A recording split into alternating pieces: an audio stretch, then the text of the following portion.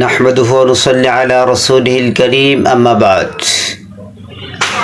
প্রিয় দেশবাসী, আজ পবিত্র ঈদ। রাস্তাঘাটে বের হলে দেখা যায় অনেক মেয়েরা বেপরদা হয়ে রাস্তাঘাটে চলাফেরা করে, নিজেদেরকে প্রদর্শন করে, সুন্দর পোশাক পরিধান করে, নিজেদের সৌন্দর্যকে বৃদ্ধি করে রাস্তাঘাটে হাজার হাজার মানুষের সম্মুখে চলাফেরা করে নিজেরাও কবিরা গুনাহ করতেছে, অন্যকেও কবিরা গুনাহ লিপ্ত করতেছে। এর সঙ্গে সঙ্গে আপনারা যারা মুরব্বী গার্জিয়ান যারা আছেন, তারাও কিন্তু এটার থেকে মুক্ত নয়। যত গুনাহ আপনার মেয়ের হবে, ওই পরিমাণ গুনাহ আপনার আমলনামার মধ্যে চলে যাবে। কোনো অবস্থাতেই ফিতে যেতে পারবেন না।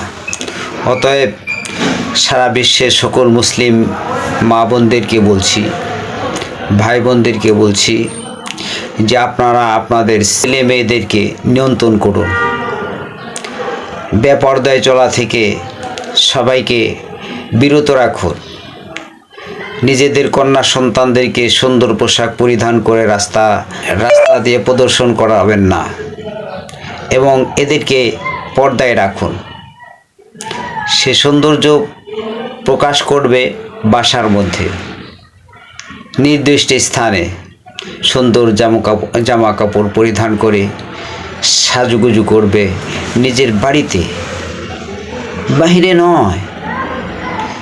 বাহিরে আপনার বালিকা মেয়ে নিজের শরীর প্রদর্শন করলো তো আপনি বিপদগ্রস্ত হয়ে গেলেন।